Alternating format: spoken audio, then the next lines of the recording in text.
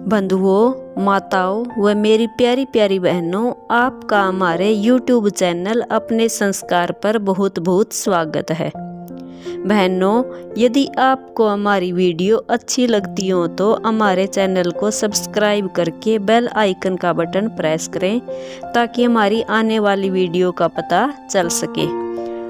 बहनों, आज हम सूर्य देव की कथा कहेंगे जो रविवार की व्रत कथा है।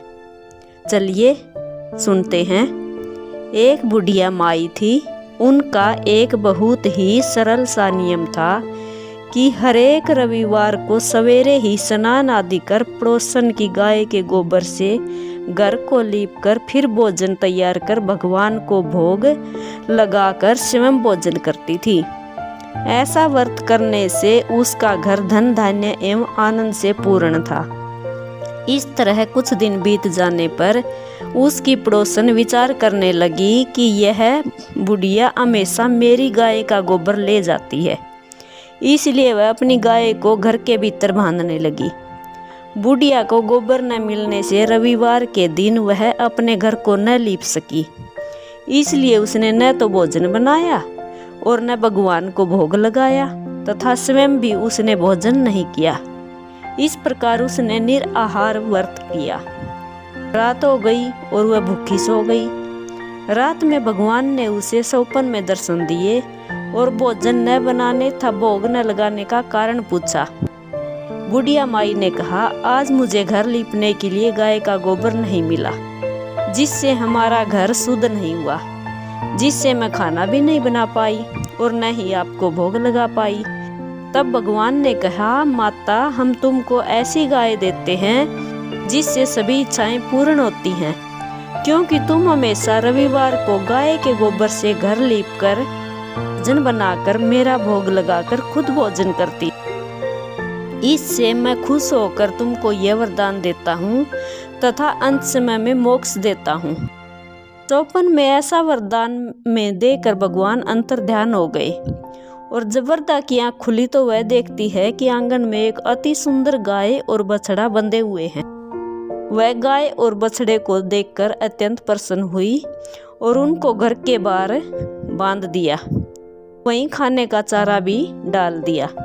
जब उसकी पड़ोसन ने बुढ़िया के घर के बाहर एक अति सुंदर गाय और बछड़े को देखा तो जलन के कारण उसका हृदय जल उठा तथा जब उसने देखा कि गाय ने सोने का गोबर किया है तो वह उस गाय का गोबर ले गई और अपनी गाय का गोबर उसकी जगह पर रख गई।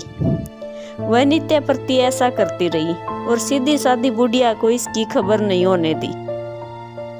तब सर्वव्यापी ईश्वर ने सोचा कि चालाक पड़ोसन के कर्म से बुढ़िया ठगी जा रही है। भगवान ने संध्या के समय अपनी माया से बड़े जोर की आंधी चला दी। बुढ़िया ने अंधेरी के भय से अपनी गाय को घर के भीतर बांध लिया। प्रातः काल उठकर जब बुढ़िया ने देखा कि गाय ने सोने का गोबर दिया है तो उसके आश्चर्य की सीमा न रही और वह प्रतिदिन गाय को घर के भीतर ही बांधने लगी। उधर पड़ोसन ने देखा कि बुढ़िया गऊ को घर के भीतर बांधने लगी है और उसका सोने का गोबर उठाने का दांव नहीं चला, तो वह ईर्ष्या से जल उठी और कुछ उपाय न देख उसने उस देश के राजा की सभा में जाकर कहा, महाराज, मेरे पड़ोस में एक बुढ़िया के पास ऐसी गाय है जो आप जैसे राजाओं के ही योग्य है।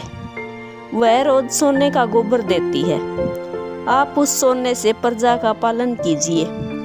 वह बुढ़िया इतने सोने का क्या करेगी? राजा ने यह बात सुन अपने दूतों को बुढ़िया माई के घर से गाय लाने की आज्ञा दी। बुढ़िया माई प्रातः ईश्वर का भोग लगा भोजन ग्रहण करने ही जा रही थी कि राजा के कर्मचारी गाय खोलकर ले गए। बुढ़िया माई काफी रोई चिल्लाई, किंतु कर्मचारियों के समक्ष कोई क्या कहता। उस दिन से बुढ़िया माई गाय के वियोग में भोजन न खा सकी और रात भर रो रो कर ईश्वर से गाय को फिर से पाने के लिए प्रार्थना करती रही।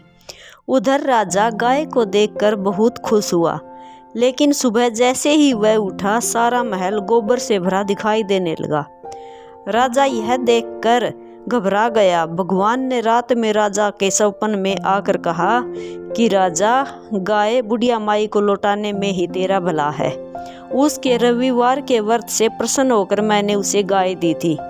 प्रातः होते ही राजा ने बुढ़िया माई को बुलाकर बहुत से धन के साथ सम्मान सहित गाय व बछड़ा लौटा दिए।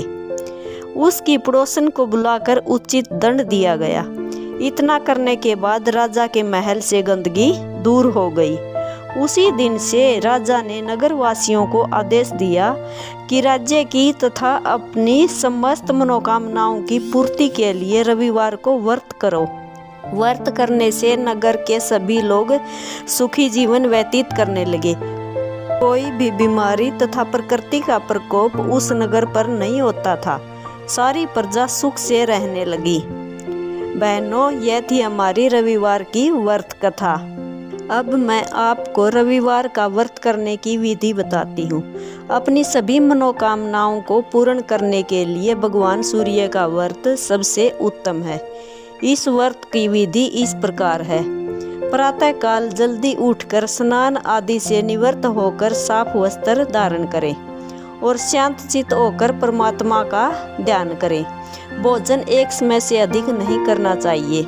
भोजन तथा फलाहार सूर्य का प्रकाश रहते ही कर लेना चाहिए। यदि निराहार रहने पर सूर्य छिप जाए तो दूसरे दिन सूर्य उदय हो जाने पर उसको अर्घ देने के बाद ही भोजन करें। व्रत के अंत में सूर्य व्रत की कथा सुननी चाहिए। व्रत के दिन नमकीन, तेल आदि का भोजन कभी नहीं खाना चाहिए। इस व्रत के करने से मान सम्मान बढ़ता है और शत्रुओं का अक्षय होता है। आँख की पीड़ा के अतिरिक्त अन्य सब पीड़ाएं भी दूर होती हैं। राधे राधे, जय सूर्यदेव। यह थी हमारी आज की व्रत कथा।